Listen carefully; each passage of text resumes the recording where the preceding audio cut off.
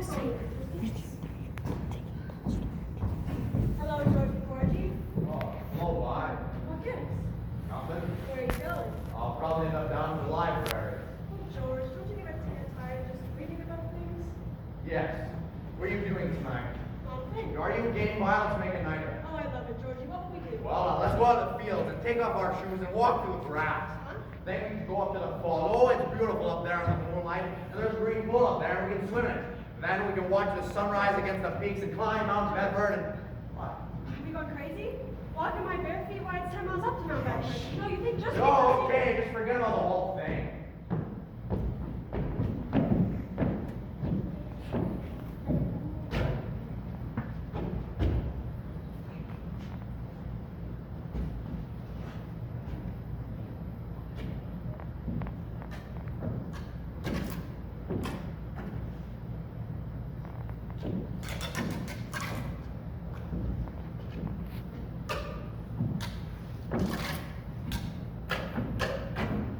What are you doing? Picketing? Oh, hello, Mary. I just happened to be passing by. So I noticed. Well, have you made up your mind? How's that? Have you made up your mind About what? about coming in? Your mother's phone and said you're on your way over to pay me a visit. My mother just called. Well, how did she know? Didn't you tell her? No, I didn't tell anyone. I just went for a walk. Happened to be passing by, that's all. I'll be downstairs, Mother. All right, dear.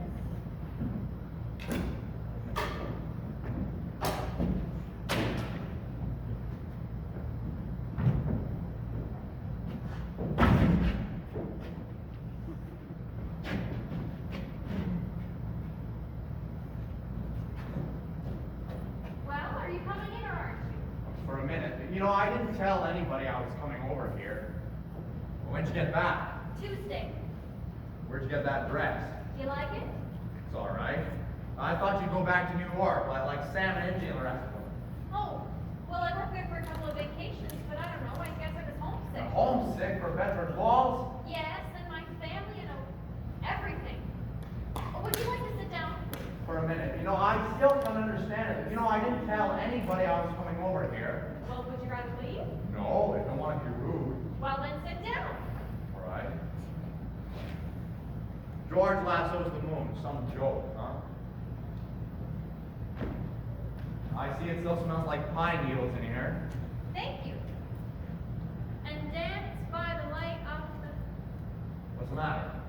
Oh, yeah. Yeah. Well, It was nice with your brother Harry and Ruth, wasn't it? oh, yeah, that's all right. Well, don't you like her? Well, of course I like her. She's a peach. Oh. But just marriage in general, not enthusiastic though, huh? No, marriage is all right for Sam and Harry and Marty and you. Mary, who's down there with you? It's George Bailey, Mother. George Bailey, what's he want? I don't know. What do you want? Me, not a thing. I just came to get warm. He's making violent love to me, Mother.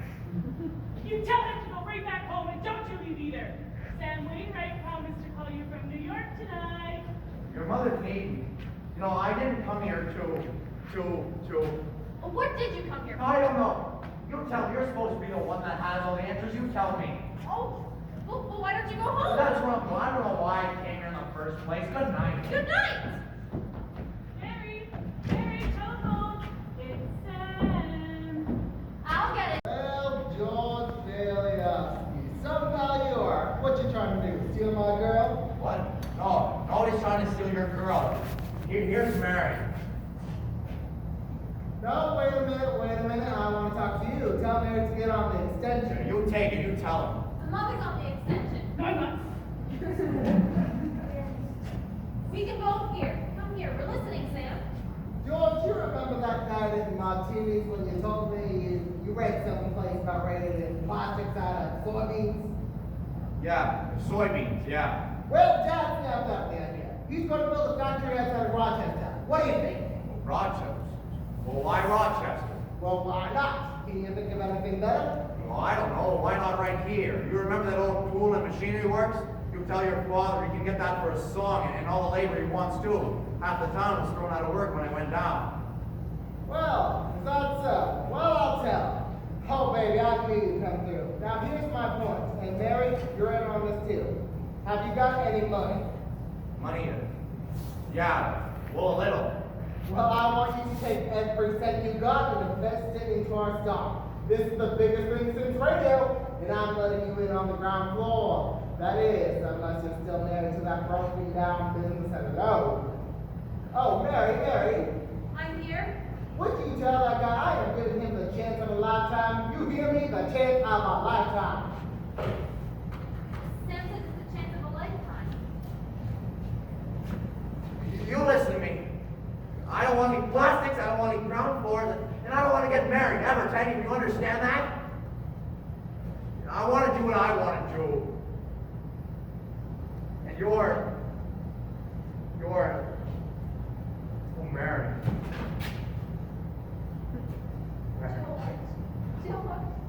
Mary.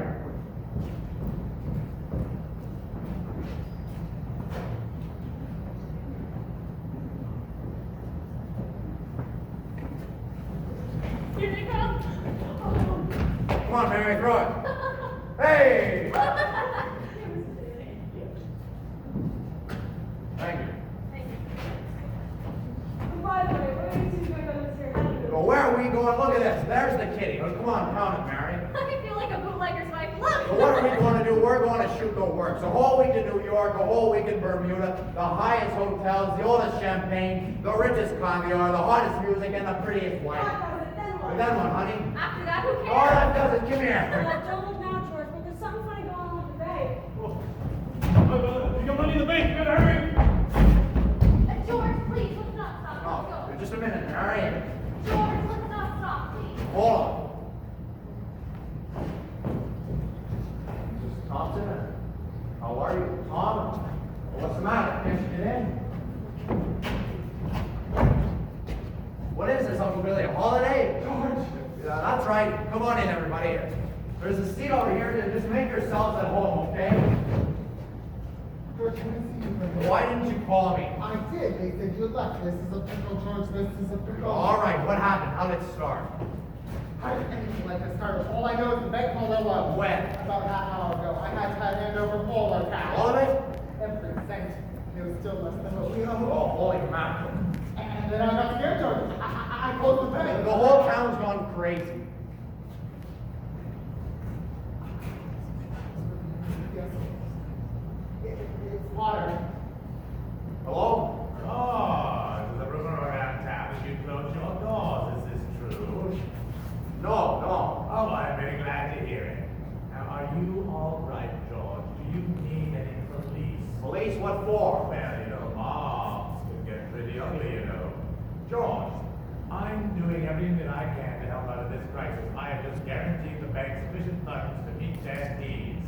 You just took over the bank. Now, it may lose me a fortune, but I am willing to guarantee your people too. You just tell them to bring their shares over here, and I will pay them 50 cents on the dollar. Oh, you never miss a trick, do you? Well, you're going to miss this one. Well, you close your doors before 6 p.m. and you will never reopen.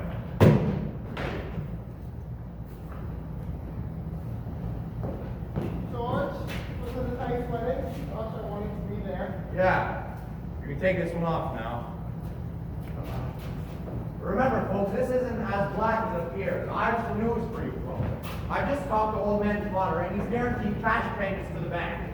The bank's going to reopen next week.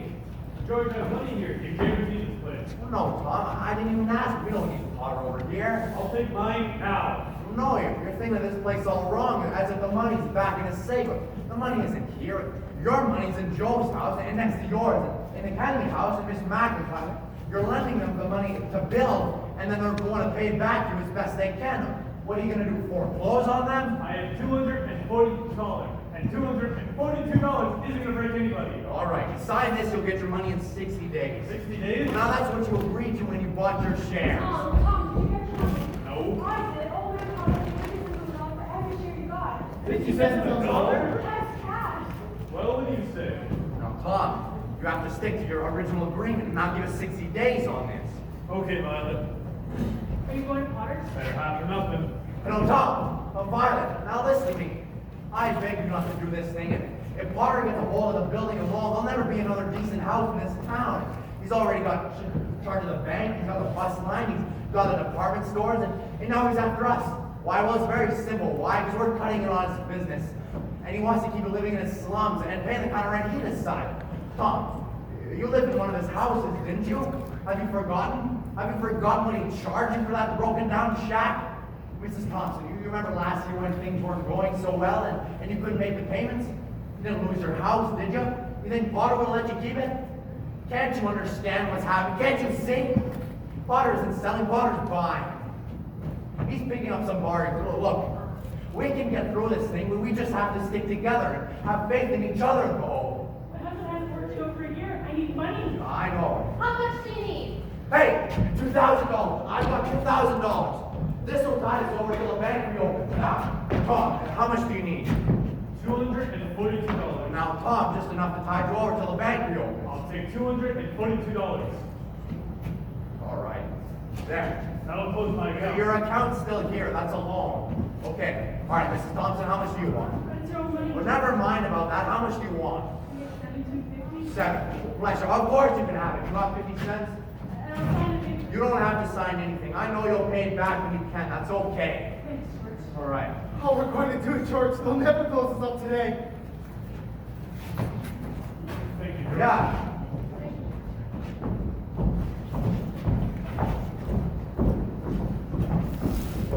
Seven, 6, 5, 4, 3, 2, 1. Bingo! Bingo! And we're still in business. We've still got $2 whole left. Get some of that. Get some glass. Oh, we're a couple of financial wizards. Oh, those rotten numbers. All right, let's get a trade for these great, big, important Samoans. We'll save it for a seed. I toast. Good toast. A toast to Papa Dollar and to Mama Dollar. And if you want the old building and want to stay in business, you better have a family real quick. I wish they were Oh, around. I wish they were too. All right, put it in the safe and see what happens.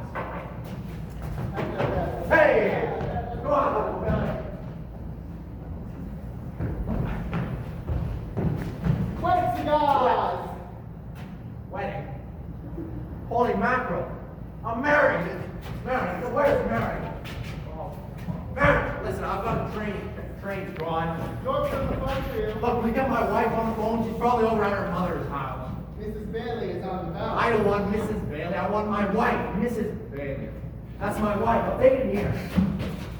Oh, listen, dear, I'm sorry. What? Come home. What home? 320 Sycamore. Whose home is that? The Waldorf Hotel. Huh?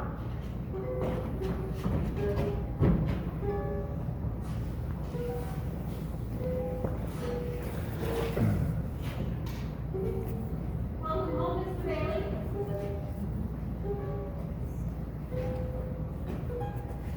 Well, I'll be here. When did you, Oh, Mary. Remember the night you broke the windows in this old house? This is what I wished for. Oh, darling, you're wonderful.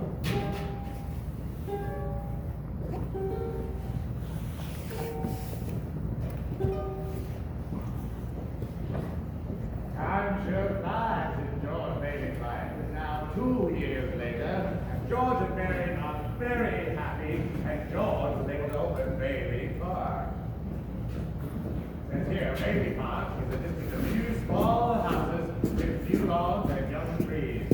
Oh, I can see it has a lot of promise. George and Mary start out by helping the friends of Martinis and their 4 children move from their miserable shack in Pottersfield to their sweet new home. Mr. and Mrs. Martini, welcome home. There's old George, always making a speech. Hello, hee-haw! Sam Wheeler. Oh, who cares? Bread that this house may never know hunger. Salt that life may always have flavor. And wine, that joy and prosperity may reign forever. Enter the Martini Castle. Look, it's those things on my nose. I'm the little ring collector. You can't laugh off this Bailey Park anymore. Look at it.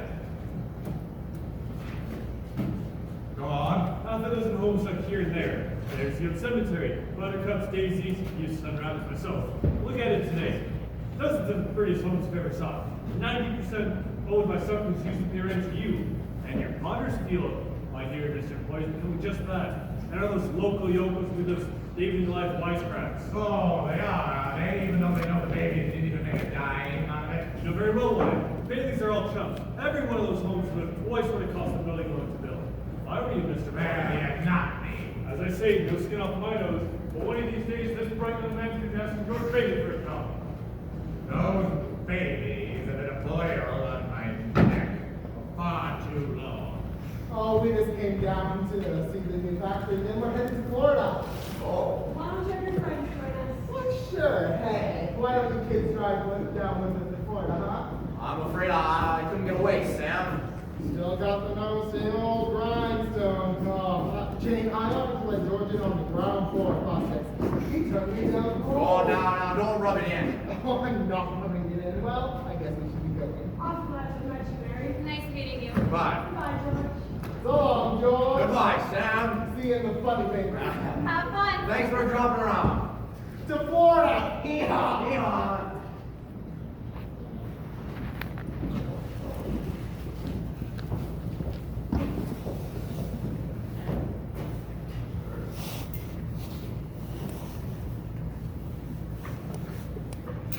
Where's the cigar, Mr. Paul? Hey, you like it? I'll send you the whole box.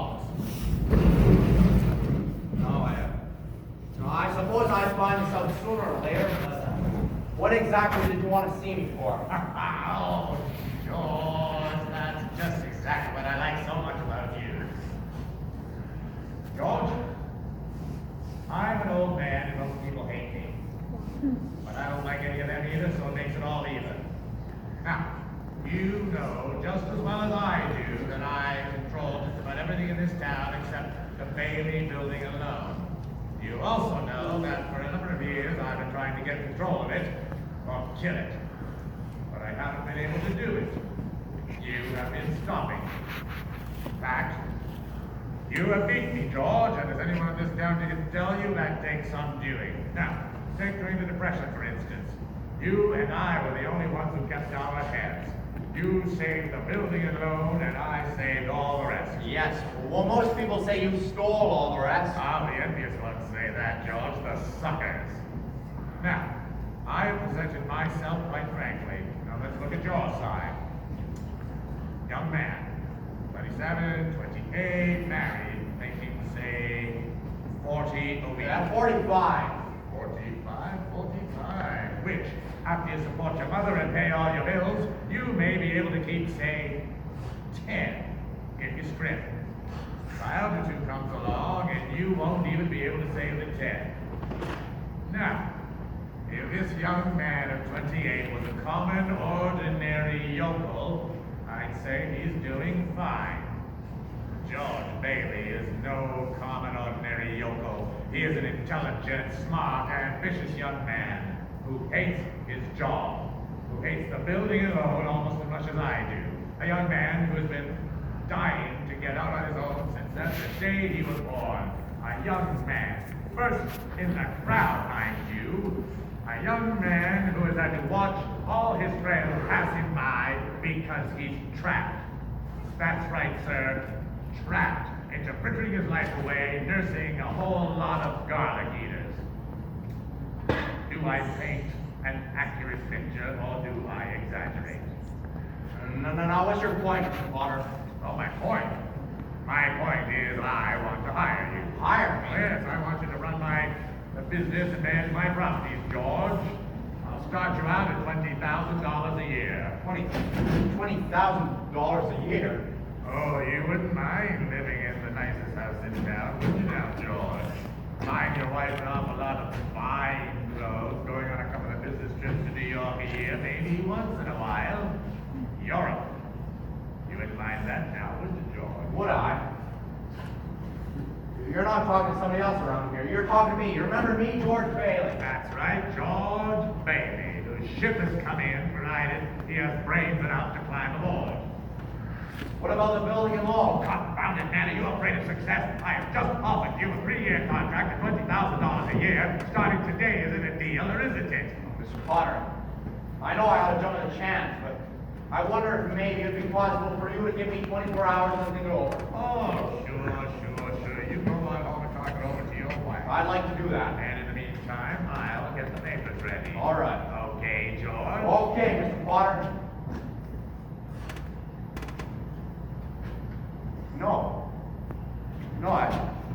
need to talk to anybody. I know now the answer. No, no, doggone it. You sit around here and you spin your little webs and you think the whole world revolves around you and your money. Well, it doesn't, Mr. Potter.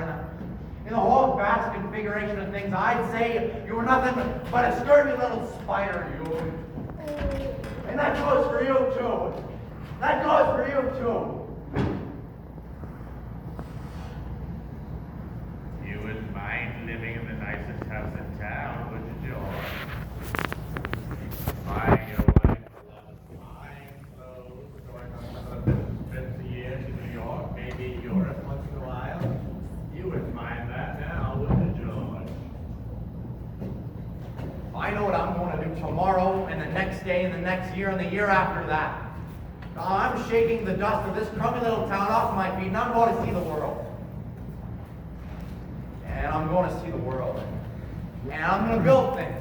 I'm going to build airfields. I'm going to build skyscrapers 100 stories high. I'm going to build bridges a mile long. What is it you want, Mary? You want the moon?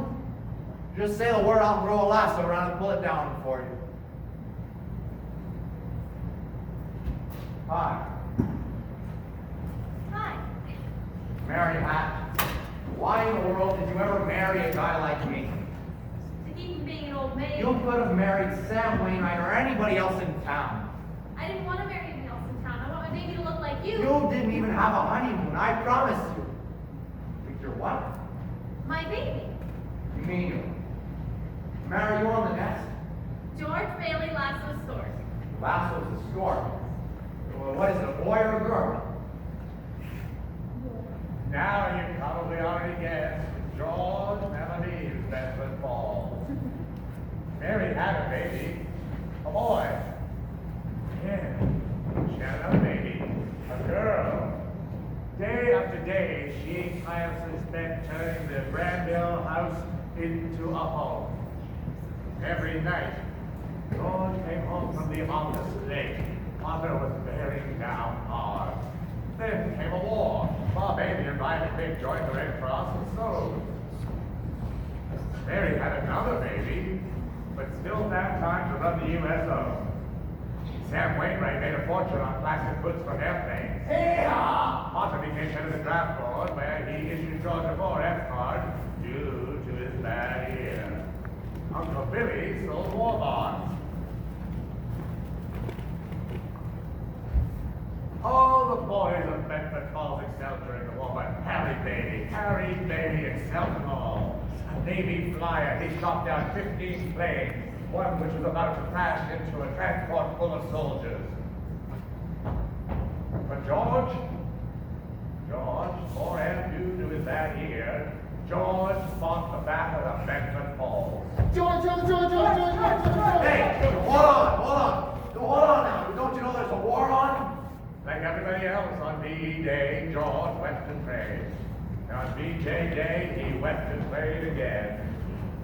Oh, now, we need to see what happens to him today. This is the morning. The day before Christmas, about 10 a.m., Bedford Falls time. Commander Harry Bailey. Look at this, the second page. Oh, hey, here, that's real. Hey, that's real. Come on. I'm trying to read all about it. George, telephone, it's Harry Washington. Harry, what do you know about that? Universal charges, it's okay, isn't it? Okay, for a hero. Harry, old seven kinds of son of a gun. Congratulations. How's mother standing in? She dead? What do you know about that? Mother had lunch with the president's wife. Wait till Jean hears about this. What do they have to eat? What do they have to eat? Oh, you should see what they're cooking up in town for it. Well, what? The Navy's going to fly Mother home this afternoon. In a plane? What's that? Uncle Billy. Has Uncle Billy come in yet? He had stuff to bank. He's not here right now, Harry, but look. George. Now tell me about it. George, the manifest. The what man? Bank examiner. Talk to Tilly a minute, will ya? I'll be right back. Well, hello. Carter, thank you, Oh, Senator. Mr. Carter, Merry Christmas. Merry Christmas. Oh, we're all excited around here. My brother just got the Congressional Medal of Honor. President just decorated. Well, I guess they do those things. Well, I trust you had a good year. Good year. Well, between you and me, Mr. Carter, we're broke. Well, I shouldn't wonder when you okay personal long-distance calls. Now, if you cooperate, I'd like to finish me by tonight. I want to spend Christmas in Ohio with my family. Well, I don't blame you at all, Mr. Carter. Step right here, we'll fix you up. $724, $8,000. Well, good morning, Mr. Potter. What's in the news? Harry Bailey wins congressional medal. That could be one of those Bailey boys now, could it, Mr. Potter? You just can't keep those Bailey boys down. How's that slacker George feeling about all that? Oh, very jealous indeed. Slacker George only lost 3 buttons off his vest, but he would have won 2 medals had he gone. Bad ear. Yes, after all, Potter, not every heel was in Germany or Japan. Well, good morning, Horatio.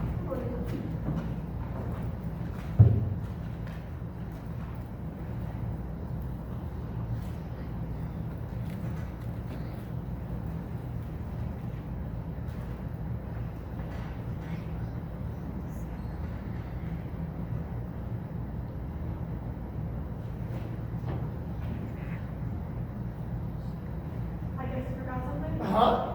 Well, aren't you going to make a deposit? Why, sure I am. Well, it's usually customary to bring the money with you. Oh, I'm sure I had it. I'll put that was there. Oh, no. Oh, no. Just make yourself at home, Mr. Carter. I'll get those books for you. Oh, hello, Vi. George, can I see you for a second? Sure thing. Oh, Uncle Billy. Talk to Harry. He's on the telephone. Uncle Billy, it's Harry. Long distance. Your nephew, Harry? Remember? Here he is. Hello, Harry? Yes, everything's fine. I need to have my head examined. $8,000 has got to be here somewhere. Here you are. Character, if I had his Oh, character. it takes a lot of character to leave your hometown and start all over again. Now here. George, no, George, just don't. You're broke, aren't you? I know, but- What do you want to do? Hawk your furs in that hat? You want to walk to New York? You know they charge for rent meals up there just the same as they do in Bedford Falls. Now here. Yeah, sure.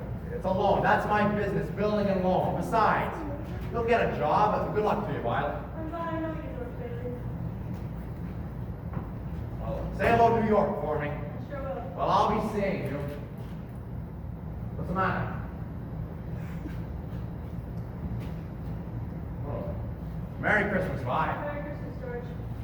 Mr. Bailey? Oh, Mr. Carter, I'm sorry. I'll be right with you. Uncle Billy in yet? He's in his office. Huh? Hey, what's the matter? The bank examiner's over here today, and I...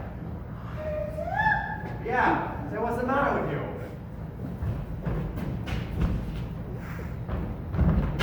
Billy, Yeah. did you see Uncle Billy with any cash last night? He had it on his desk. He was having it before he left.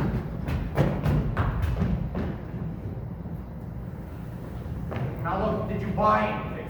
No, not even a single go. Okay, all right. Now we'll go over every step you took since you left the house. That's fine. Now. Dang it.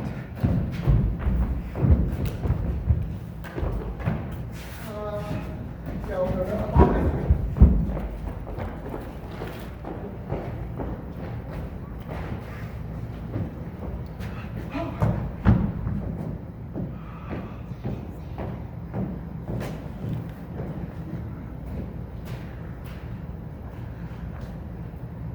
Did you put the envelope in your pocket? Yes! Maybe. Maybe. I don't want any maybes, Uncle Billy. We've got to find that money. I'm no good to you, George. Do you have any secret hiding place in the house? Someplace to hide the money? Someplace you better put it? I searched every room, even rooms that I've locked ever since I lost But Laura. listen, think. I can't think anymore. It hurts. All this to be stupid, silly old fool. Where's the money? You know what this means? It means bankruptcy and scandal and prison. That's what it means. No one of us is going to jail. Well, it's not going to be me. God. You just threw all the papers all over the place.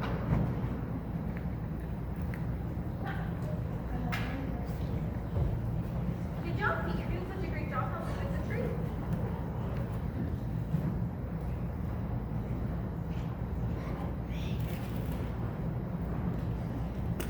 Hello, darling. Hello, Daddy. How do you like it? Yes, Did you bring the wreath? Did you bring the Merry Christmas wreath? What? What reason?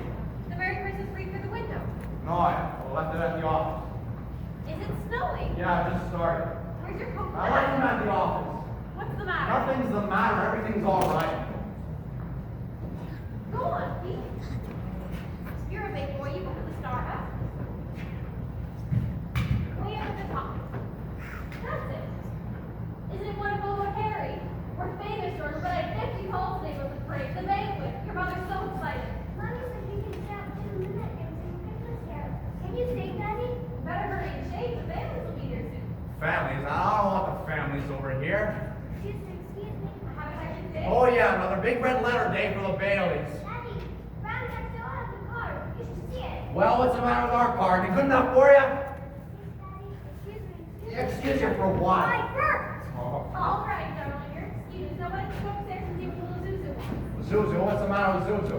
Oh, she's got a cold. She caught it from school. They gave her a flower for a prize, and she didn't want to crush it, so she didn't button up her coat. What is it, a sore throat or what? Just a cold. The doctor says it's nothing serious. Was the doctor over here? Yes, I called him right away. He says it's nothing to worry about. Is she running a temperature? What is it? Just a teensy one, 99.6. She'll be all right. Gosh, it's this old house. I don't know why we don't all have pneumonia, this drafty old barn.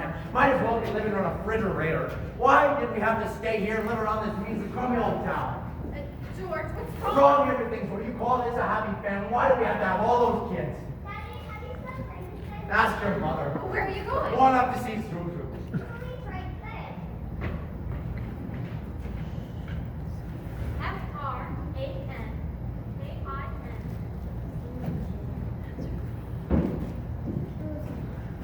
Hi, Daddy.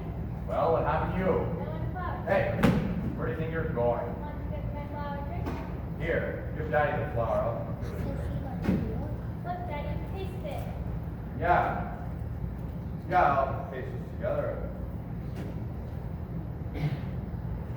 There it is, good as new. Get the flower drink. All right. Now, will you do something for me? What? Will you try and get some sleep?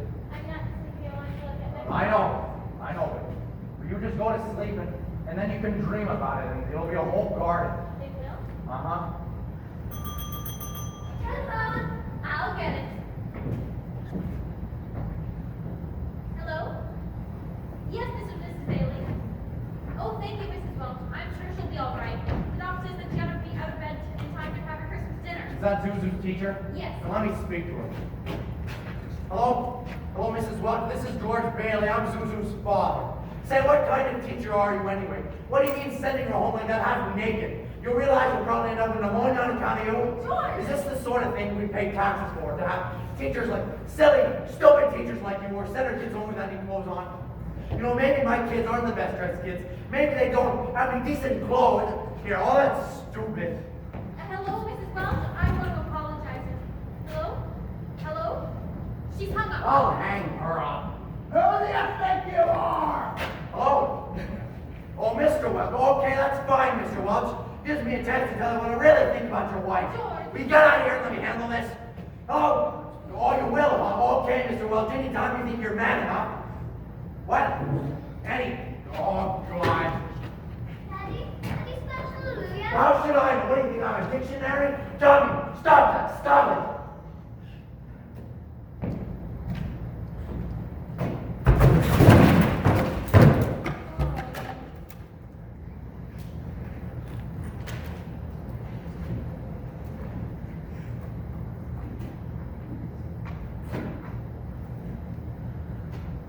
Sorry. Mary. Come in. Pete, I owe you an apology to her. What do you want to know? Nothing, Daddy. What's the matter with everybody? Go on. Oh, Daddy. George. Why must you torture the children? Or why don't you... Mary.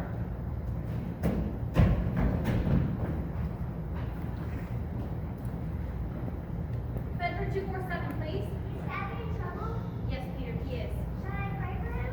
Yes, Peter, pray very hard. Me too? You too, Tommy. Hello, Uncle Billy?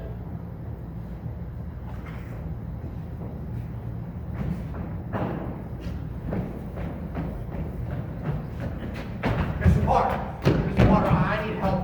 There's some sort of accident. My company's short in their accounts. The bank examiner's over there today. I've got to raise $8,000 immediately. Oh, so that's what those reporters wanted to talk to you about? Reporters? Yes, they just called me up from your building and loan. There's a man from the DA's office there as well. He's looking for you. Mr. Potter, help me. Help me, won't you please? Can't you see what it means to my family? I'll pay you any sort of bonus on the loan, any interest. If you still want the building and loan, George, is it possible that there is a slight discrepancy in the book? No, sir, there's nothing wrong with the books. I just misplaced $8,000. I can't find it anywhere. You misplaced $8,000.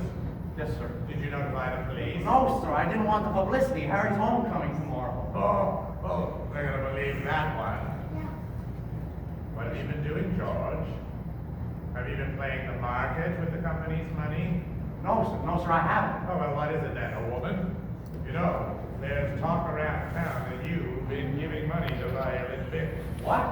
Not that it means anything to me, but why did you come to me? Why don't you go to Sam Wainwright and ask him for the money? Sam Wainwright's away in Europe. I couldn't get a hold of him. Oh, what about all your other friends? Nobody has that kind of money, Mr. Potter. You know that. You're the only one in town that can help you. I see. I've suddenly become quite important. Well, what kind of security would I have, George? Do you have any stocks? No, sir. Any bonds? Any real estate, collateral of any kind? I have some life insurance, a $15,000 policy. Yes, and what is the equity in that? $500. Look at you. You used to be so cocky. You were going to go out and conquer the world. You once called me a war-frustrated old man. Well, what are you going to